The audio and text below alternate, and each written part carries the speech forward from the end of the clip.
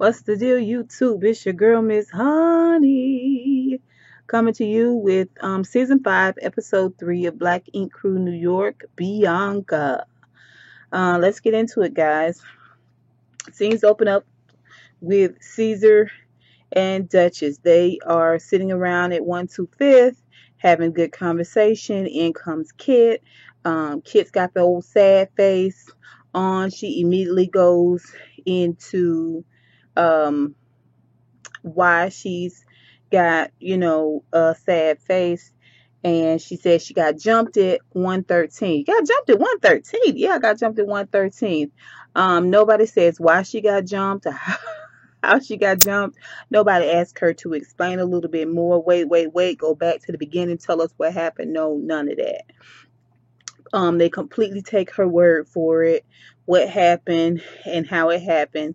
Duchess, who we're going to see throughout this whole episode, got a Cheshire Cat smile on her face. For whatever reason, she likes to see everyone outside of her and C's fail. I don't understand it.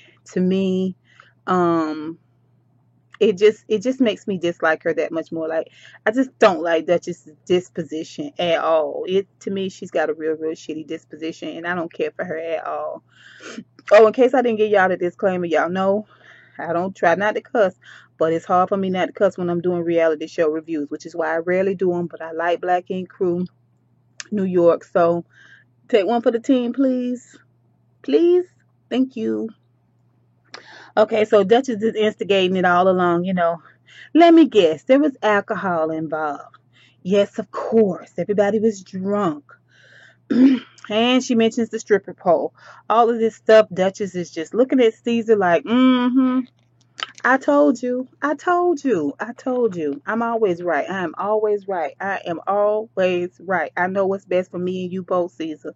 I don't like Duchess. So moving along, we get back to the shop. 113. We see Young Bay cleaning up. She's the first one at the shop after the party. She been drinking. Everybody been drinking. But of course, no one's there but her. She's sweeping and cleaning up after the party. Fran calls her and tells her that when she left, Tiffany was calling her all kinds of bitches and hoes. And Young Baby was like, no, wait a minute. That were you sure she wasn't talking about Kitty Cat? She was like, nah, she was specifically talking about you, dog. And so, evidently, Young Bae, because of her abuse in the past, she's got some issues with betrayal. I don't know how a person you barely know can betray you, but okay, no problem. Let's keep moving on with this storyline, okay? Um, so Lucy, aka Tiffany, you got some splaining to do, okay? Then we see Donna and Sky Titty. Donna is at Sky Titty's house when she comes in. Sky Titty's kind of like on edge. She premenstrual right now, so everything is kind of like on edge with her. She do it in a real nice, cute little way, but basically Donna's been there for a week and a half, and she ready for her to get the hell on. She's over it. She don't want uh Donna, as we all know, is not the cleanest person ever. She's a habitual line crosser. She's wearing Sky's robe. She done broke a glass and a vase. For people who got GED or higher education, that's base. And she is just looking real. Just she always looked like a deer caught in headlights. Like, I don't know, is there a hint here somewhere, or just say you got put out. Quit saying that you don't want to go back to your apartment because it's got bad memories. Just say you ain't got no money, you didn't have your rent, and you got sought out. Just say that. I got sought out. What's the problem? I mean, what more can you do to embarrass yourself, Donna? Anyway, she's saying things are really tricky right now because she don't have a job. That's not tricky. That's a serious problem, girl. Okay, so we go back to 113. Scott Titty's there, Walter's there, Ted there, and Young Bay. Ted's got a hangover. Um, so Young Bay starts to get him the lowdown about what her friend said about Tiffany. Everybody was like, what we don't even, what do we Are we talking about something right now? In walks Tiffany, and she tells everybody, "Hey," and Young Bay goes right in with instead of, I guess she could call herself introducing herself to Tiffany. "Hey, I'm Ho," and Tiffany was like, "Wait, what's happening right now? I feel something in the air, some tension, or something's going on here. What's the skinny?" So, you know, Young Bay said, "Oh, okay." She said, "You called me a hoe." She was like, "No, I didn't call you a hoe. If I did, I was drunk and don't remember that, but I'm pretty sure I didn't call you a hoe." And she was like, "Oh, okay, you gonna play dumb." What she said was, "Okay, so you playing pussy right now." Girl, really? I'm gonna tell you something. It First of all, when I first come in the door, don't attack me with nothing. I don't like that. That's gonna be the first thing right there. We won't even get to the point about why you mad at me. Second thing is, don't be all aggressive like that. Be adult. You know what I'm saying? Let's talk about this thing so that we both don't get embarrassed up in here at our place of business. Don't do that. Don't do that. Don't do that. That was a real aggressive move on Bay part, and I think because of that, Teddy takes Tiffany outside. Tiffany goes outside. He trying to talk to her about the situation, and out comes Young Bay, and she don't get three words out. She's so heated and upset and out of control. Even though you're supposed to be a businesswoman and about yours in the game, you can't even control your body temperature and your anger to the point where you are so hot. They start fighting. Okay, they get to fighting. Ted don't get involved. He's so hungover, he just sit there like he's stuck in jello. Security break him up, try to break him up. When they get to pulling hair and stuff, you can't separate them. They like two dogs in heat. You got to pour a pot of hot water on them to separate them. It's just so ridiculous. Anyway, Sky is all up on the furniture. She looking out the window. Her and Walter, they go outside. She's trying to figure out who hit who first. Ted is overwhelmed. Next thing you know, he goes and walks off. Young Bay goes back inside the tattoo shop and locks herself in a room and just immediately starts destroying the room. She breaks glass. She's destroying the chair. She's out of control. She's talking to herself. She is throwing stuff all over the place. She can't be calmed down. Finally, Sky comes in. Sky tries to talk to her. Sky says, "Hey, you okay? You cool? Let me see your face." She sees her face. You're not hurt. Okay, you good. Let me get you some water. But in the meantime, I need you to calm down. I'm calm. I'm calm. I'm calm. No, she continues to break stuff. Ted is gone. Walter just meandering around. Everything is complete and utter freaking chaos. Chaos. What the heck? Next, we see Walter and Richard chatting it up at a pizza parlor. In walks Nikki. First of all, I didn't realize it, but I think she wearing a lace front. I'm pretty sure she is. Second of all of that metal in her nose and stuff, I don't know. It's a weird thing. Um, it's the lace front is weird. It needs to be it's pulled, and her contouring is in a weird shadowy place. I don't know if it's that her foundation is slipping and just the contouring is staying. I don't know, but her whole look is odd. And she's got this like dead stare that she gives Richard's people when they're talking. Like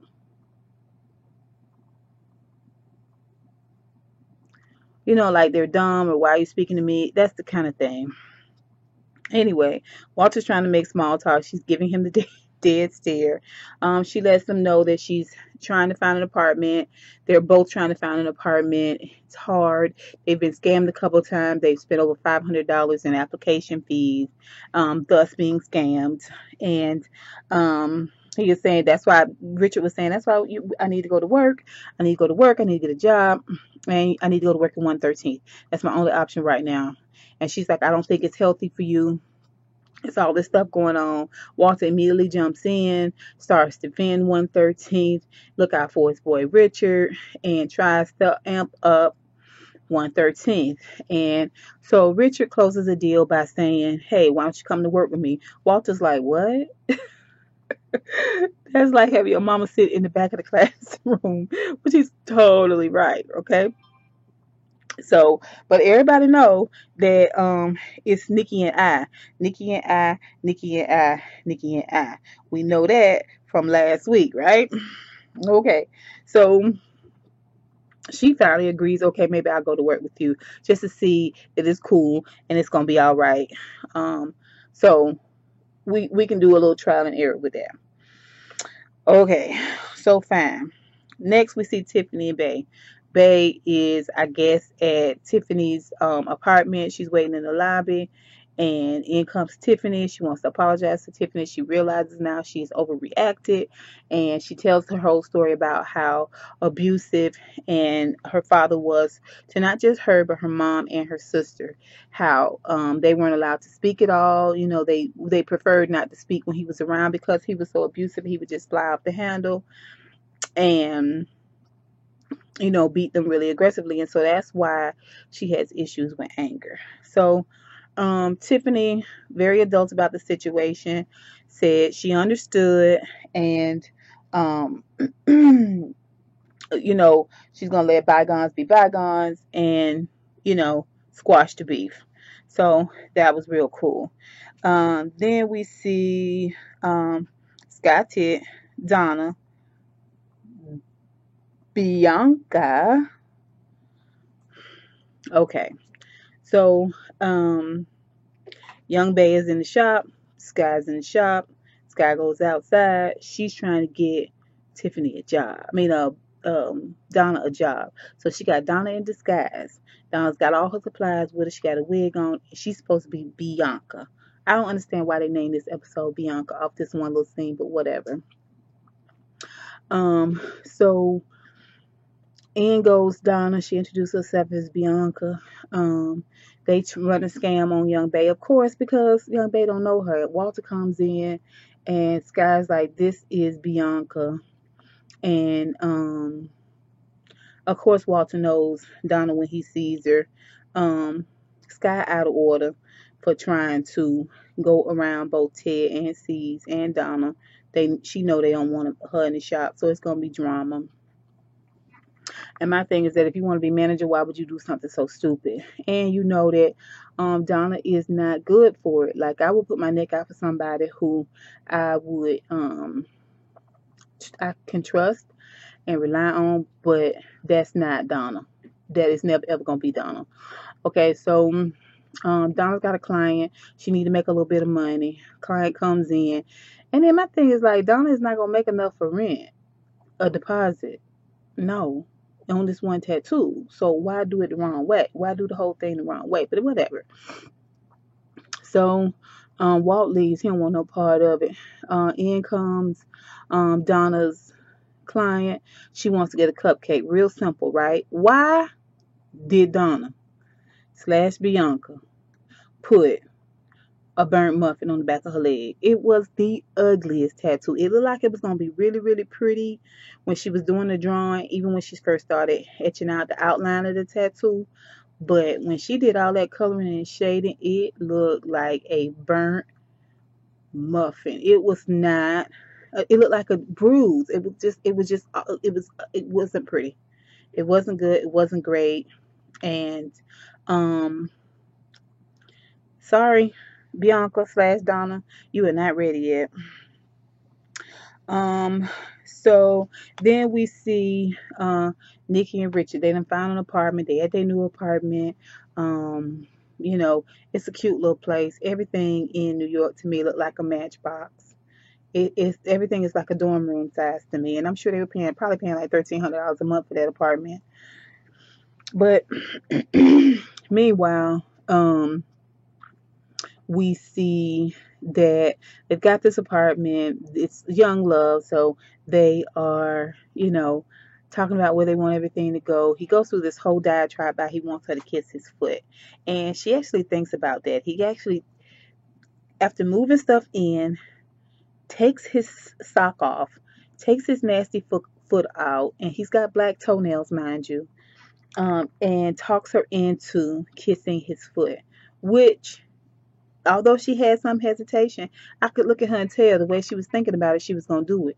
Because somebody asks you to kiss their foot off the rip, especially if you know their foot is unclean, especially if you know their foot is unclean, even if it's somebody you love, you don't kiss it if it's a dirty foot, right?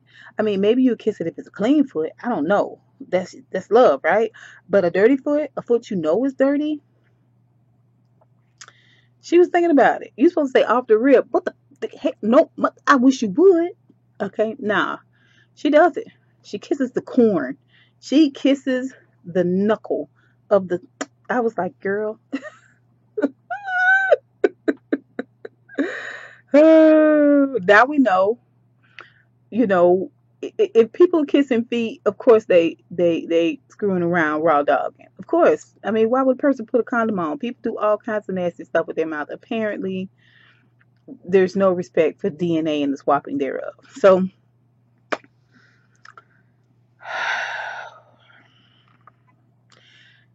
you know, he's super ecstatic that she kissed his foot. I guess it says to him that she'll go as far as he needs her to go, to any length. That's young love. He asks her to marry him. She says yes. It is so wonderful. It is so sweet. It is all the things that an early divorce is made of. I'm rooting for you, Richard. I really, really am. But okay. So let's get to the shop. Let's get to the meat and potatoes of this whole situation. Walt gets to the shop. The gate is down. There is a posting on the gate. It is a shut off notice from the electric company. Apparently, 113 owes $3,900 to the electric company, and they have shut all power off. Okay, so Walt goes on in. Who's next to show up? Young Bay. Young Bay gets there, and she knows the power is off. In walks Richard and Nikki. They know the power is off. Sky comes in. Sky Tit comes in. Oh no, Kit comes in right after Richard and Nikki. And she knows that the power is off. Why are you here, Kit Kat? Well, I'm here because of the meeting. They were like, meeting? Yeah, meeting. Oh, she's the worst. She's the snootiest. She is the snootiest, and there's no reason for her to be snooty. No reason whatsoever. But you work at a tattoo shop as a receptionist. I don't care if that tattoo shop is on the TV. Whatever. You still a receptionist at a tattoo shop. I mean, and you ain't been there as long as Walter, so technically he's got seniority over you. Girl, bye. In comes Sky. She comes in the door, and Kit Kat is looking at her like, because of course Sky got her titties out. She got a sheer top on, the applique, but still her titties is out nonetheless. It's just ridiculous. Sky will refuse. She refuses to put a bra on. She was like, I burned out my bras. I don't have no bras. Um, so Sky comes up with this bright idea to light the seeds until they blow the fuse. Ted's not there, by the way. Ted's nowhere to be found. He don't show up for the rest of this episode until the end. Okay? Ted is done.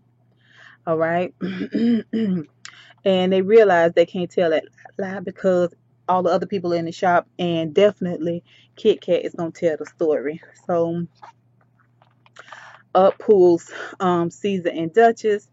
Duchess sitting on the passenger side of the car looking so self-righteous. I do not like Duchess, y'all, just for the record.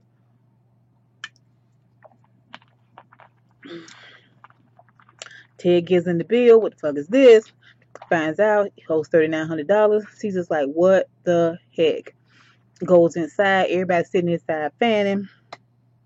And the dog. He goes in with the meeting. What's going on? Y'all WWFing around here. Um, you know, you're fighting, you're throwing parties, you're jumping on people, and the power's off. What the heck is happening right now? Everybody is just sitting there stuck on stupid. Um, Duchess is just smiling. She is smiling up a blue streak. I mean, she is so excited to see 113 fail. She's so excited about that. Um, so Nikki, out of the blue, don't work there. Your fiance barely worked there. This his first day back from rehab, and you decide to put your 2 cents in and say all of this is due to drinking, and he should ban alcohol from the building. Scott immediately said, "This is not rehab." Don't get involved, Nikki. Don't get involved. That's a mistake a lot of people make. Don't get involved. Okay? Do not get involved unless you hear your name, okay? Then Sky kindly drops the bomb. Now remember, Sky's got an agenda. Okay, she wants to be manager. So she kindly drops the bomb that um about the boom boom room. What boom boom room? Oh, you haven't been in the boom boom room? Lights up the phone, puts the light on his phone, goes to the back, sees the boom boom room. He's like, what the heck? Sees, loses it. Loses it. Okay. You're gonna get us shut down. Again, this is an OSHA problem, right? So Sky's like, um, why don't we FaceTime Teddy? I mean, he should be here for all of this. Uh, Caesar's like, okay, you know what, you right, no problem. I'm tell you what we're gonna do. Teddy's not in charge anymore. I'll put somebody else in charge right now. Sky's like, yep, mission accomplished, gonna get it done. Boom, boom, boom. I'm about to be manager. I'm gonna move up in this thing. C's put Duchess in charge. Crack, crack, crack, crack, crack. Goes the face of Sky, titty, titty, tat. Okay. Duchess is like, yeah, get information, bitches. Oh, y'all, Duchess looks so satisfied. I mean, she would make the coolest, coolest, coolest, most chillest person on earth. She would rub them the wrong way. It's something about her demeanor that just is leaves a bad taste in your mouth. Oh, so last we see Ted and Caesar. Ted goes to talk to Caesar, and let me say this: I can tell that um Caesar is hurt. He keeps saying, I try to put you on. This is our business. What about our family? This is our family legacy. You know, he's talking along those lines. And Ted is still like he's stuck in mud. Like he's is suspended in jello. He's just, you know what I'm saying? He don't have nothing to say. One, the job is too big for you. You really thought it was going to be a continuation of partying, but no, you're not just a couch warmer anymore. You're in charge. So you got to make decisions, smart decisions. You got to think ahead. You got to have a plan A and a plan B. Okay, you got to know how to mediate. Okay, how to diffuse situations, and you don't know how to do any of this. So it's no reason for you to have this rest and shit face, Ted, just because you didn't know how to do your job and you didn't know how to say I'm having a problem doing my job. Caesar's like, what about our brand? And when he said that, I felt it. I felt it right in my soul. Okay, and I felt for Caesar because it's so hard when you're trying to bring people up and bring them along with you into this thing called success, and they don't even want to help you climb. Instead, they just want to be a weight around your neck. You know, I felt for Caesar. Okay, so he tells him, you know what? You don't care. I gotta handle everything. You're fired. And that's where the episode ends. We will see next week that Duchess gonna get everything she wanted. She has bitten off way more than she can chew too. If she thinks she can run an all girl shop herself, let's see her do it. Looks like she's gonna have a bit of a problem. Okay, you guys, thanks so much for tuning in to the channel. I hope you enjoyed this review. Please remember to like, thumbs up, and comment down below. Let me know how you enjoyed this review. Did you enjoy this episode? Who's your favorite character? Who could you care less about? let me know. And please, if you're new to the Honeybee family, please remember to subscribe. I would love to have you, and I promise you won't regret it. Okay? Until next time, honeybees, I'll holla.